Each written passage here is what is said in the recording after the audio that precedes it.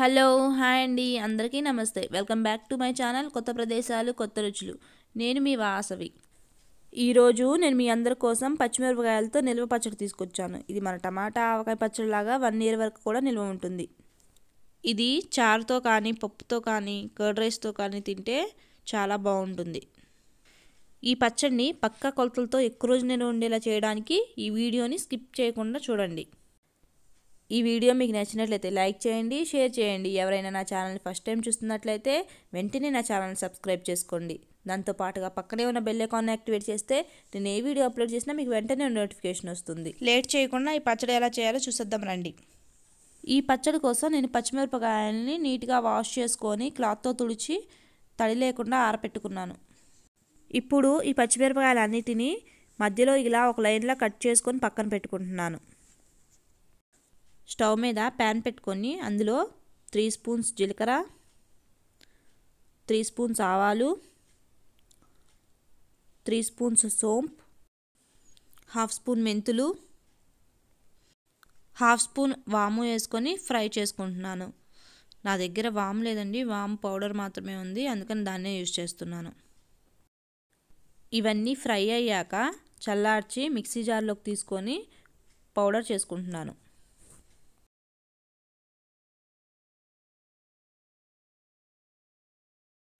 చూడండి, దీనిని మరీ మెత్తగా కాకుండా ఇలా పౌడర్ చేసుకున్నాను.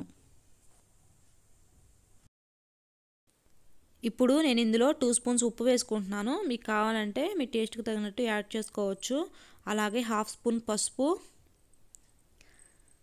1.5 స్పూన్ కలోంజీ వేసుకుంటున్నాను. ఇది మనకు బయట సూపర్ మార్కెట్లో దొరుకుతుంది. ఇప్పుడు వీటన్నిటిని బాగా మిక్స్ చేసి మనం ఇందాక కట్ చేసి పెట్టుకున్న పచ్చిమిరపకాయల్లో పెట్టుకుంటున్నాను. ఇలా పెట్టుకోవడం వల్ల పచ్చిమిరపకాయలకి మసాలా పట్టి కారం కొంచెం తగ్గుతుంది.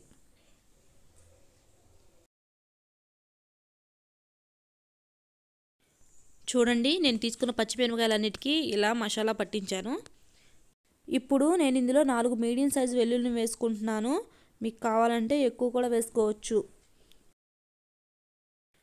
ఇప్పుడు ఇందులో పులుపు కోసం 2 స్పూన్స్ నిమ్మరసం, అలాగే పచ్చడి ఎక్కువ రోజు నిల్వ ఉండడానికి 2 స్పూన్స్ వెనిగర్ వేసుకుంటున్నాను.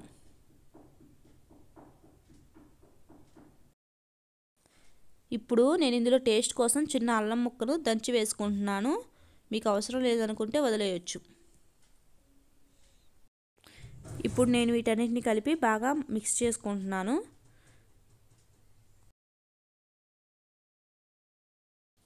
ఇప్పుడు ఇందులో ముందుగానే కాచి చల్లార్చి పెట్టుకున్న 75 గ్రామ్స్ ఆయిల్ని వేసుకుంటున్నాను. మీకు కావాలంటే ఇంకా ఎక్కువ కూడా వేసుకోవచ్చు. ఇప్పుడు నేను దీన్ని మరోసారి బాగా మిక్స్ చేసుకుంటున్నాను.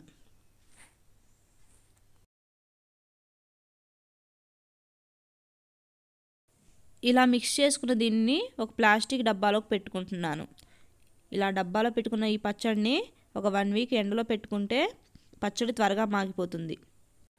1 వీక్ తర్వాత మన పచ్చడి రెడీ అయిపోతుంది. మీరు దాన్ని యూజ్ చేసుకోవచ్చు. చూసారు కదండి పచ్చిమిరపకాయలతో పచ్చడిని ఎలా చేయాలో. దీన్ని మీరు కూడా ట్రై చేసి ఎలా వచ్చిందో నాకు కింద కామెంట్ బాక్స్లో తప్పకుండా తెలియజేయండి. ఈసారి మరో కొత్త వీడియోతో మళ్ళీ మీ ముందుకు వస్తాను. Bye friends.